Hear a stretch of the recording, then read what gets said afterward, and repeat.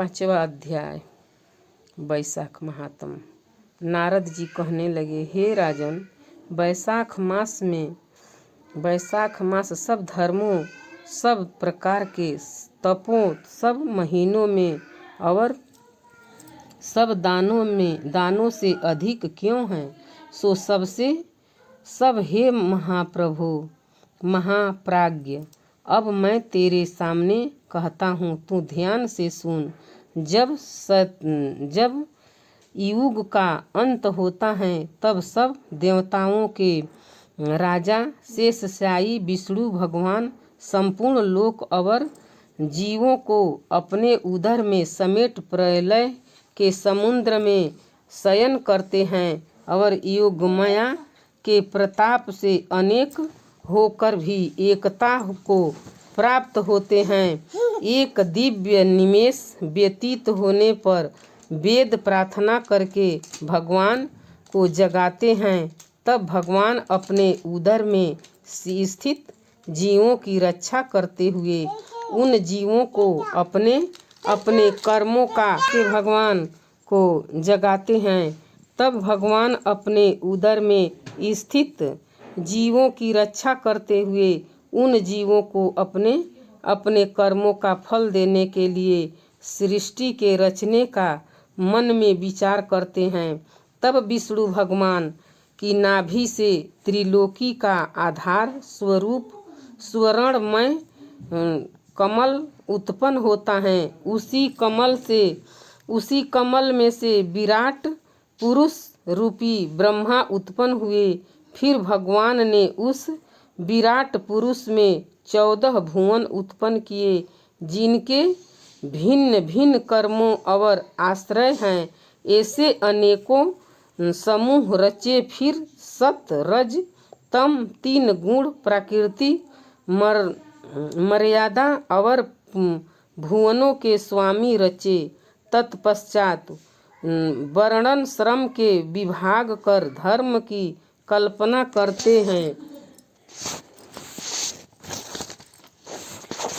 हुए चारों वेद तंत्र स्मृति पुराण तथा इतिहास रचकर धर्म की रक्षा के निमित्त इनके प्रवर्तक ऋषि प्रकट किए। इन ऋषियों ने अलग अलग वर्णन के अलग अलग धर्म प्रवृत्ति किए, जिन पर सब प्रजा श्रद्धा करने लगी। प्रजा अपने अपने आश्रमोचित धर्मों में लगी हुई है या नहीं, यह देखने के लिए साक्षात अनिवार्यनीय अविनाशी सर्व अंतर्यामी भगवान चिंता करने लगे।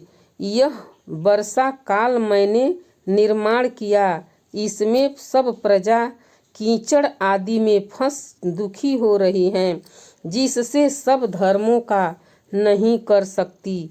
यह देख क्रोध उत्पन्न होते हैं, मन प्रसन्न नहीं है। मेरे देखते कोई दुख नहीं पाए, अत्यंत उन्हें देखूं। शरद काल में सब खेती में लग रहे हैं, इससे पूर्ण रीति से धर्म नहीं कर सकते हैं। कोई पक्के फल की अपेक्षा कर रहे हैं, कोई वर्षा से पीड़ित हैं, कोई शीत से दुखी हैं, अत्यंत धर्म नहीं करते हैं।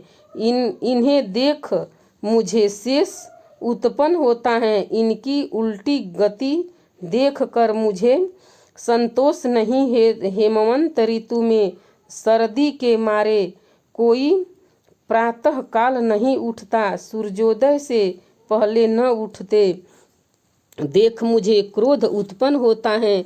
शिशिर ऋतु में भी प्रातः काल के समय शीत से पीड़ित रहते हैं तथा फसल पक जाने की प्रतीक्षा करते हैं। फिर जो मनुष्य जाड़े के मारे प्रातः काल स्नान करने के लिए केवल सोचा ही करते हैं, उनका शुभ कर्म लुप्त होता जाता है, जो कभी पूरा नहीं होता। यह समय प्रेक्षण का नहीं है, ऐसा विचार कर भगवान ने बसंत ऋतु को संपूर्ण पातकों को निर्माण करने वाला माना है। यह ऋतु स्नान, दान, यज्ञ की क्रिया, भोग और सब प्रकार के धर्मों का साधन करने के लिए बड़ी अनुकूल है। इस ऋतु में धनवान सब वस्तु बिना प्रयास ही प्राप्त करते हैं। जैसे लोग को धन से सुख मिलता ही है, जो विष्णु भगवान के आधारभूत प्राणी हैं, उनके धर्म का साधन ही द्रव्य हैं।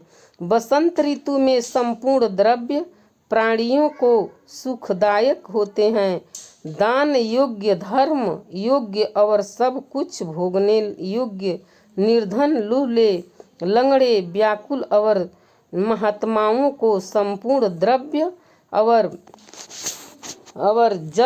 जलादि सुलभ हैं, इसमें संशय नहीं है। मेरे प्रियजन इन द्रव्यों से अपनी आत्मा का हित साधन करते हैं। पत्र, पुष्प, फल, शंकादि प्रिय वचन, माला, तांबूल, चंदन, पग धोना तथा नम्रता पूर्वक साधन करते हैं। मैं उनको वर देता हूँ। ऐसा करते हुए विष्णु भगवान लक्ष्मी सहित चारों ओर वनों को देखते चले, जिनमें अनेक प्रकार के फूल खिल रहे हैं, जिनमें हष्ट पुष्ट प्राणी रहते हैं और मत वाले भंवर और पक्षी विचर रहे हैं। ग्राम वासियों के बहुमूल्य आश्रमों के आंगन, उद्यान स्थान लक्ष्मी को दिखाने लगे। उनकी देवता, मुनीश्वर, सिद्ध, चरण, गंधर्व, किन्नर, नाग, राक्षस सब स्तुत करते हैं। वर्णाश्रम वासियों के घरों में जाकर मीन की संक्रांति तक लक्ष्मी और सब देवताओं और मूर्तियों सहित भगवान रह करके लोगों के कर्मों का निक्षेप करते हैं। धर्म चरण वाले पुरुषों की मनोकामना पूरी कर देते हैं और मदोनद की आयु और धनाधि को हरते हैं। जो वैशाख मास भगवान की पूजा करते हैं तथा उनके चरण कमल रूप साधु महात्माओं की सेवा करते हैं तथा अन्य महीनों में नहीं करते, उनके अपराध को भगवान क्षमा कर देते हैं। जैसे अपने देश में आए हुए राजा को देख उस देश के निवासी मनुष्य बहुमूल्य भेंट पूजा लेकर सजा की राजा की पूजा करते हैं तथा तब राजा पूजा के आकारादि द्वारा यह जान लेता है कि किसकी सेवा पूरी है, किसकी थोड़ी उचित पूजा होने पर प्रसन्न होकर निश्चय ही उसे मनवांछित फल देता है और जिनकी पूजा सेवा ठीक नहीं उन्हें दंड देता है। ऐसे ही विष्णु भगवान वैशाख मास में जो अच्छी रीति से पूजा करते हैं उन्हें मनवांछित फल देते हैं और जो नहीं करते हैं उनके धनादि को हर लेते हैं। धर्म के रक्षक देव